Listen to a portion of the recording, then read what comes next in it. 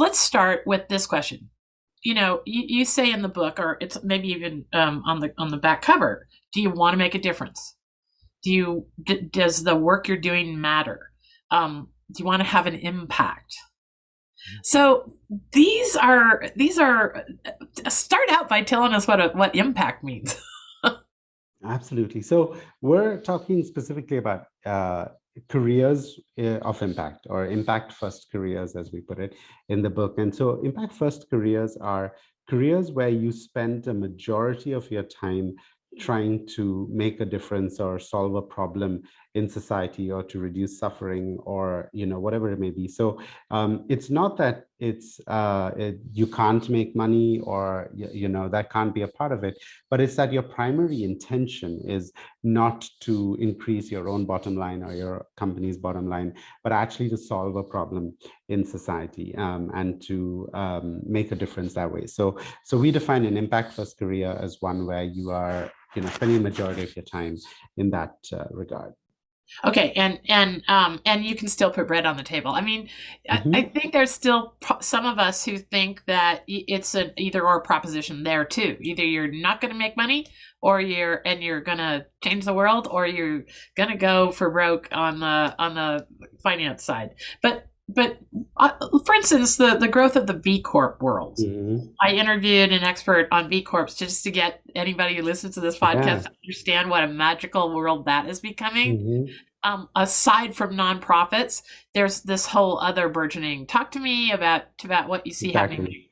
I think you're absolutely right that people have this dichotomy in their minds that you can either do good or do well. And I think increasingly that is breaking down in societies. And most people aren't aware of that. That's one of the other reasons we wrote this book, because, we work with lots and lots of people who are trying to make that switch into an impact first career. Let's say they were doing something that they previously that they didn't feel as much passion for, and they want to do something that contributes to society. One of the big questions is, how will I make a living doing that? And when they came to work with us and do our programs at Amani Institute, they realized that, whoa, there's a huge world of options out here that I didn't know about. You mentioned B Corps. The B Corps movement is wonderful. It's part of a larger movement that we call conscious capitalism in the book. So that's like for-profit companies that are trying to do well, and also do good and make a difference.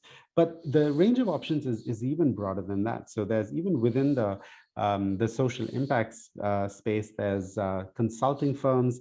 All of the big consulting firms that we know about, the McKinseys and Deloittes of the world, have a social impact practice now. And there's loads and loads of other consulting firms that pay well, give you access to a global lifestyle and travel and so on, but they primarily work with social impact. That's one set.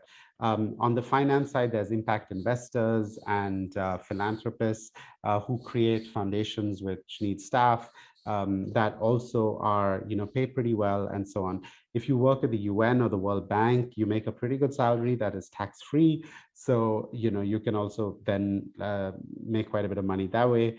There are lots of intermediaries. So these are research firms or training firms that also, do pretty well. So most people aren't aware, that it's way beyond the traditional NGO or nonprofit, and there's loads of other these opportunities as well. And I've just mentioned a few. So I think that as people understand this more and more, we'll see more interest in this area and starting to break down that false dichotomy between doing well and doing good. Yeah, that's where it's all at. We can do both.